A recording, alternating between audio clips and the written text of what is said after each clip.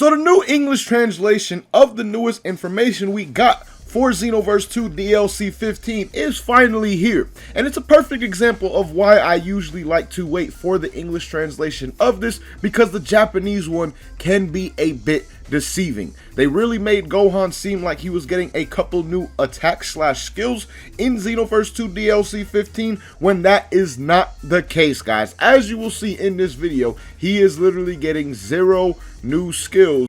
What the hell?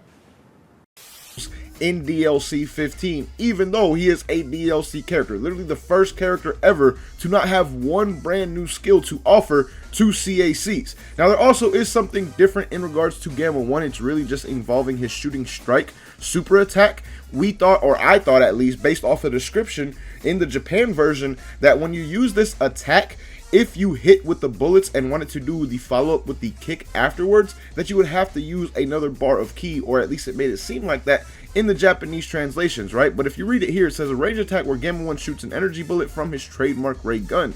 If this attack hits, he'll follow up with a wicked flying kick. So it seems like he will follow up with that kick no matter what, as long as this attack hits. So it seems to be all part of one attack, not something where you're gonna have to put an additional input to follow up with that kick. So that's the only real different thing we got in regards to Gamma 1 in terms of translations. But besides that, everything else was pretty much the same. Now getting into Gohan. First, before we get into any of the descriptions of the moves, guys, you can see literally every move is just a different version necessarily of a skill that's already in the game, similar to how like Punisher Drive works for base Gogeta, or how Jiren has full power energy wave as a super attack. Things like that is basically what's going on with Gohan with each and every single skill that he has. So he has nothing new to offer to CACs. Literally 0 skills will come from this man. This is the first character to have that since UI Goku in what, DLC 6, I believe. And the only reason we didn't get his skills at that time is maybe because Bandai and Dimps thought they would be too OP because they're UI or something like that, because we eventually did get him,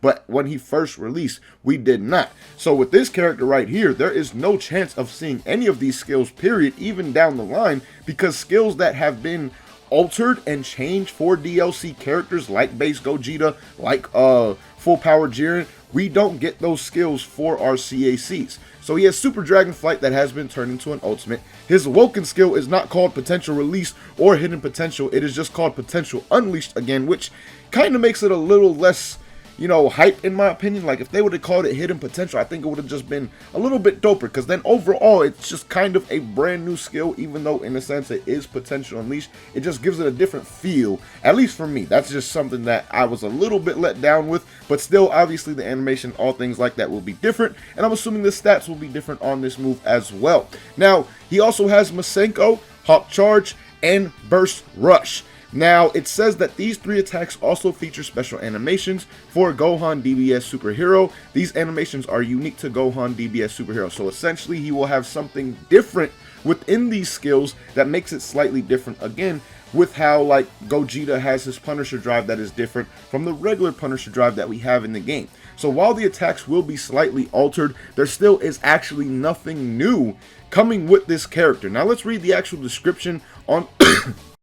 Almost died right there, but again, getting back to it, let's read the description of Super Dragon Flight. It says, Gohan Super Dragon Flight super attack is reborn with a unique animation to serve as Gohan DBS Superhero's ultimate attack. If you hit your enemy with an uppercut part of this attack, you'll perform another Super Dragon Flight follow-up attack. So basically, what they did with this skill is turned it into a double Super Dragon Flight.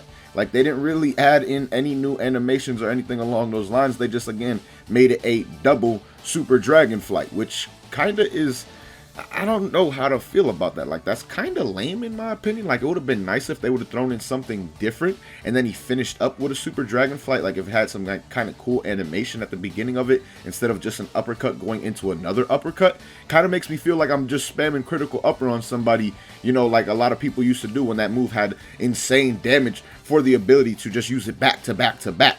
So I really don't know how to feel about that. Maybe the animation is going to be different than what I'm thinking in my head, but based off the description, it just sounds like you're doing 2 Super Dragon Flights in a row. And based off of the V-Jump scan, it looks like the first Super Dragon Flight that you actually do is just a regular uppercut that looks like it, but actually doesn't have any of the aura or lightning going around on Gohan's fist and around his body.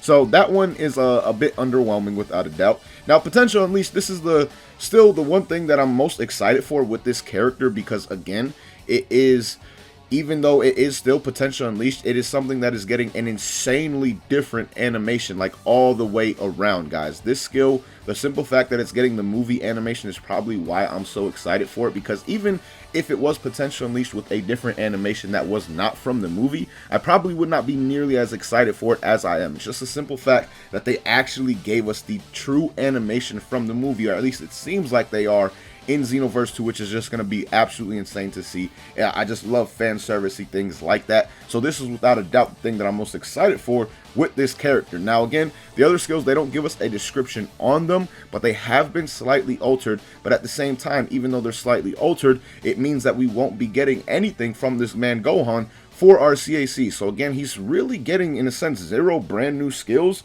just multiple skills that have been slightly altered. That's probably why that Super Kamehameha looks like a counter skill in the trailer, because it was probably altered to be maybe not only a regular Super Kamehameha, but act as a counter at the same time. That is a possibility with that skill, considering that these skills are going to be altered around. Now, I'm assuming the animations themselves, though, aren't really changing much, guys, because I mean, the 2 examples that we really have of this are Super Dragon Flight, because it shows in the V-Jump scan, it shows that initial uppercut, which again looks like a Super Dragon Flight just without the lightning going around Gohan. And then we also have the Super Kamehameha, which looks like the exact same Super Kamehameha animation. It's just he's vanishing and using it as a counter against Gamma 1 in the trailer.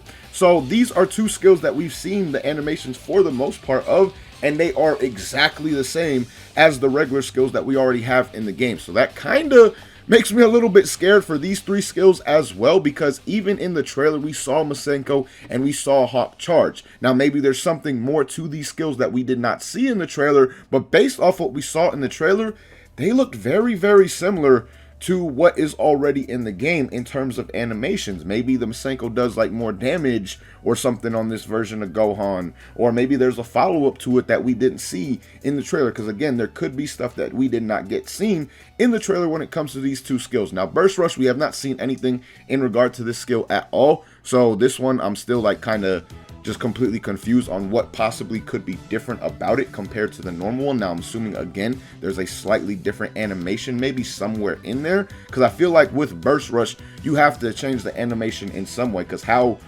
can you make it work necessarily different in any other way besides it being a counter? Like, at least with these other skills, you can change up some things. Like I said, with Masenko, you can add in a follow-up. With Hawk Charge, maybe make it work differently, maybe make it vanishable when you use it off a knockaway or something along those lines. I don't really know, but there's things that you can do with those attacks where you can change them without necessarily implementing new animations. Now, Burst Rush being a counter, I don't know how they're going to change it without adding to the animation or implementing something new in the animation in general. But overall, again, man, this is what Gohan is going to be in this DLC. We know pretty much all of his attacks. He's going to have Super Dragon Flight and that Super Kamehameha that seems to be some kind of counter. He's going to have Potential Unleashed. He's going to have Masenko, Hawk Charge, Burst Rush, and I'm assuming some kind of charge attack, Max Charge or something along those lines. And then also probably an evasive that is already in the game as well. So again, man, it just kind of sucks that we're getting a DLC character like this that doesn't have anything new. Now, I'm still excited for his Awoken skill without a doubt, and I do love Gohan, so I probably have a little bit more excitement than others out there who are seeing this and seeing that, again, he has literally 0 new attacks and 0 skills to offer up to the CACs, which is probably my most disappointing thing when it comes to this character, because more characters in DLCs usually mean more skills. This is the first character ever that we are not going to see one single skill from and have 0 chance of ever seeing a single skill from. And again, that's just kind of sad and it kind of sucks. And I wish they would have just at least even made up some skills, because I know base Gohan doesn't do anything crazy in the movie, but if they were to at least make up some skills similar to what they did for GT Vegeta, I think that would have been a lot better, because GT Vegeta is a perfect example of a character that we really didn't know what the hell they were going to do with him in terms of actual skills, but they made up some actual fire skills for him that we never saw in the anime. So again, I really wish they would have done that, but this is what we're going to get in terms of Gohan. Let me know, guys, how you feel about this down below in the comments. Are you someone that is disappointed by this, or are you someone, because I have seen a couple people out there on Twitter saying that, You know, even though he has zero new skills, they're still hopeful that he plays fun and that these skills that are altered are different enough to where he still feels different. Which boat are you really falling into? Are you just overall disappointed, or are you still hopeful that this character can be unique and fun at the same time, even though he has so many skills just that are in the game just re-altered in a way? So again, let me know your thoughts on that down below in the comments. But as always, thank you guys for watching. Hope you enjoyed. Until next time, hope you guys have a good day. Peace, y'all.